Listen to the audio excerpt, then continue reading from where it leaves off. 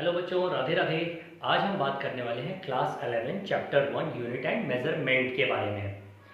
तो देखो बच्चों, ये वीडियो कई पार्ट्स में जाने वाली है। सो अभी आपकी स्क्रीन के सामने जो दिख रहा है, आज हम बेसिकली इन्हीं टॉपिक्स पे बात करने वाले हैं और इन्हीं टॉपिक्स पे डिस्कस करने वाले हैं। तो बच्चों, सबसे पहली बात आती है कि हमें मेजरमेंट की ज़रूरत क्यों आई। ठीक है, आप समझ रहे हो क्वेश्चन ये है कि मेजरमेंट की नीड क्यों हुई। तो अगर हम फिजिक्स की बेसिक डेफिनेशन पे जाएं तो फिजिक्स की बेसिक डेफिनेशन क्या है कि physics is the branch of science dealing with nature and natural phenomena for a proper description of any natural phenomena, measurement of the various quantities involve in it and it is essential. मतलब अगर हम इस line को समझने की कोशिश करें तो क्या है कि हम जो है फिजिक्स के केस में बहुत सारे नेचर एंड नेचुरल फिनोमिनास के बारे में डील करते हैं या उनके बारे में बातचीत करते हैं। अब बच्चों, किसी भी नेचुरल फिनोमिना को डिफाइन करने के लिए हमें अलग अलग तरह के मेजरमेंट्स की रिक्वायरमेंट होती है और अलग अलग तरह की क्वांटिटीज इन्वॉल्व होती हैं इसमें, इसलिए हमें मेजरमेंट की रिक्वायरमेंट होती है। चलिए अब थोड़ा सा इसको अपडेट करते हैं कि क्वांटिटी क्या होती है। तो क्वांटिटी को हम बेसिकली, अगर आप अपने स्क्रीन पे देख पा रहे हो तो एक डेफिनेशन लिखी हुई है कि anything which can be measured called quantity, यानी कि कोई भी ऐसी चीज जिसे हम नाप सकें या मेजर कर सकें वो क्या कहलाती है, वो क्वांटिटी कहलाती है। जैसे फॉर एग्जांपल टाइम है, टाइम को भी हम मेजर कर सकते हैं, टेम्परेचर को हम मेजर कर सकते हैं, करंट को हम मेजर कर सकते हैं, दो जगह के बीच की डिस्टेंस को हम मेजर कर सकते हैं। करेक्ट है ना? ये सारी चीजें बच्चों आप मेजर कर सकते हो, इसलिए इसको हम किस में काउंट करते हैं, क्वांटिटी में काउंट करते हैं। अब बारी आती है यूनिट्स के बारे में बात करते हैं। तो यूनिट्स क्या होते हैं, तो ये समझो बच्चों कि वर्ड्स और group of symbols which represent quantity uniquely. मतलब किसी भी क्वांटिटी को यूनिकली, एकदम कंप्लीटली अलग तरीके से या डिफरेंट तरीके से जो चीज रिप्रेजेंट कर सके वो क्या कहलाएगी, वो यूनिट कहलाएगी। जैसे कि अभी एक ही चीज की कई सारी यूनिट हो सकती है। जैसे टाइम का अगर आप देखोगे तो टाइम को हम सेकंड में भी नाप सकते हैं, आवर्स में भी नाप सकते हैं, मिनट में भी नाप सकते हैं। करेक्ट है? ऐसे डिस्टेंस की बात करें तो डिस्टेंस को हम मीटर में नाप सकते हैं, किलोमीटर में नाप सकते हैं, सेंटीमीटर में नाप सकते हैं। मास की बात करें तो मास को हम केजी में नाप सकते हैं, ग्राम में नाप सकते हैं, मिलीग्राम में नाप सकते हैं। सो ये जो है, ये जो सिंबल्स हैं या जो ये जो वर्ड्स हैं जो किसी क्वांटिटी को डिफाइन करने की कोशिश करते हैं यूनिकली, एकदम कंप्लीट अलग पैरामीटर पे, ये क्या कहलाते हैं, ये उसकी यूनिट्स कहलाती हैं। अब यहां पे हम समझने की कोशिश करेंगे कि किसी भी मेजरमेंट को कंडक्ट करने के लिए या किसी भी मेजरमेंट को कंप्लीट करने के लिए बेसिकली हमें दो चीजों की रिक्वायरमेंट होती है। पहला, उसकी यूनिट रिक्वायर्ड होती है और दूसरा वो न्यूमेरिकल वैल्यू जो उसका मैग्नीट्यूड या एम्पलीट्यूड रिप्रेजेंट करती है ना, वो रिक्वायर्ड होती है। जैसे कि अब एक बात समझने की कोशिश करो। सपोज करो कि आप अपने यहाँ राशन की दुकान पे गए और राशन की दुकान पे जाके बोला, भाई साहब चावल दे देना। अब वो अगला आदमी टेंशन में है कि भाई चावल देना तो है पर कितना देना है और क्यों देना है।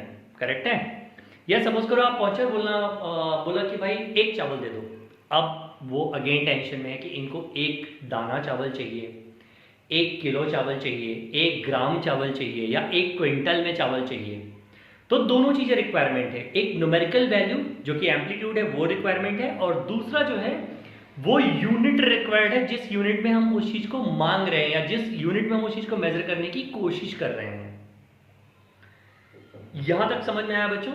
ओके, चलिए थोड़ा सा और आगे बढ़ते हैं। अब हम डिफाइन करेंगे कैरेक्टरिस्टिक्स ऑफ यूनिट। अब हमने यूनिट तो चूज कर ली कि हम किस पे किसको नापेंगे, बट अब बारी आती है कि उस यूनिट की कैरेक्टरिस्टिक्स क्या होनी चाहिए। तो सबसे पहली बात होनी चाहिए कि वो यूनिट जो है ना, वो यूनिवर्सल होनी चाहिए एंड स्टैंडर्ड होनी चाहिए। अब यूनिवर्सल एंड स्टैंडर्ड का मतलब क्या है?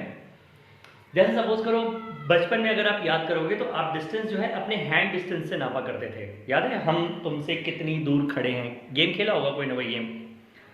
तो यार अब इस गेम में क्या था कि हमने छोटे पैर से या छोटे हाथ से मेजर किया तो कम डिस्टेंस पे खड़ा है आदमी, अगर बड़े हाथ या बड़े पैर से मेजर किया तो ज्यादा डिस्टेंस पे खड़ा है। करेक्ट है? अब ऐसा नहीं होना चाहिए कि हर बार जो है यूनिट की जो है साइज या उसकी बाकी चीजें चेंज होती रहें। अब पता चला सपोज करो कि गांव के किसी गरीब आदमी ने गांव जमीन नापने की बात करी, तो अब उसके लिए हम छोटे छोटे पैरों से नाप रहे हैं और वही गांव के प्रधान जी ने या सरपंच जी ने बोल दिया हम बड़े बड़े पैर नाप रहे हैं। तो पता चला कि हमने जो है 1 बीघे में पूरा का पूरा गांव नाप लिया यार, ये गलत हो जाएगा, है ना। मतलब सरपंच जी के साथ तो सही हो गया, पर बेचारे गरीब आदमी के साथ गलत हो जाएगा। चलो आगे बढ़ते हैं। सेकंड है constant in temperature, pressure and time. मतलब कि कोई भी टेम्परेचर हो, कोई भी प्रेशर हो या किसी भी तरह का टाइम हो, जो तुम्हारी यूनिट है वो हमेशा क्या होनी चाहिए, वो कांस्टेंट होनी चाहिए, वो चेंज नहीं होनी चाहिए। और थर्ड एंड मोस्ट इंपॉर्टेंट ये है कि वेल डिफाइंड एंड रिप्रोड्यूसिबल।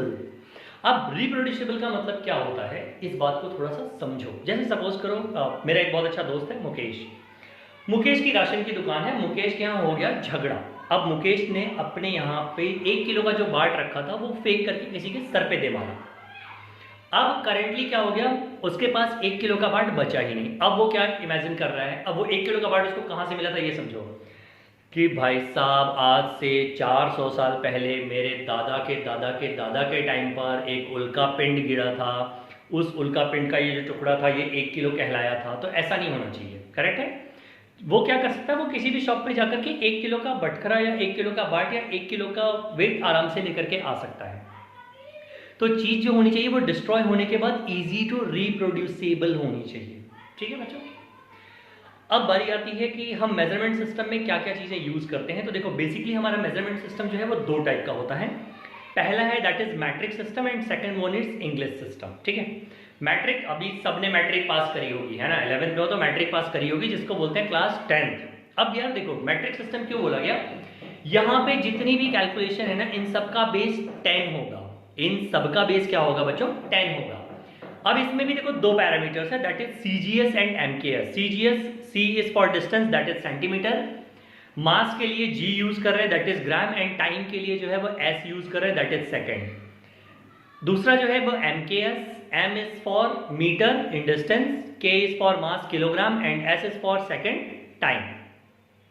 ऐसे जो सेकंड सिस्टम है दैट इज इंग्लिश सिस्टम, और इसमें सिर्फ एक ही यूनिट है हमारे पास, दैट इज एक ही सिस्टम है, दैट इज एफपीएस। इसको बोलते हैं foot pound and second system. तो that is foot for the distance, pound for the mass, and the second is for time. Time को देखो कोई हाथ नहीं लगा सकता है, टाइम इज लाइक मैं समय। अच्छा अब बात करेंगे पाउंड के बारे में। तो अगर तुम में से कुछ लोग अगर जिम जाते होंगे तो उन्हें पता होगा कि वहां पे ही सिर्फ जो है आज की डेट में पाउंड का कैलकुलेशन चल रहा है, बाकी कहीं पे भी पाउंड का कैलकुलेशन नहीं है, ठीक है।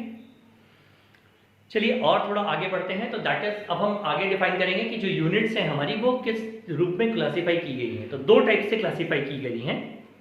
पहला है दैट इज फंडामेंटल यूनिट और basic unit, and second one is derived unit, ठीक है। तो सबसे पहले हम फंडामेंटल यूनिट डिस्कस करेंगे। फंडामेंटल यूनिट्स वो यूनिट्स होती हैं जिन्हें कि एज्यूम किया गया है और इन्हें किसी और यूनिट के थ्रू डिराइव नहीं किया जा सकता। इन्हें हम इंडिपेंडेंट यूनिट भी बोलते हैं, यानी एक यूनिट का दूसरे यूनिट के साथ कोई रिलेशन नहीं होगा बच्चों, ठीक है। अब फिजिक्स में बात करेंगे तो हमारे पास बेसिकली 7 फंडामेंटल यूनिट्स एंड 9 उसके साथ सप्लीमेंट्री यूनिट्स हैं। टोटल जो है वो 9 फंडामेंटल यूनिट्स हैं, ठीक है। अभी आज के लिए इतना ही, ये लेक्चर यहीं पे क्लोज करता हूँ। सेकंड लेक्चर जो है वेरी सून अपडेट होगा और आपको जो है वीडियो कंटिन्यूअसली मिलती रहेगी।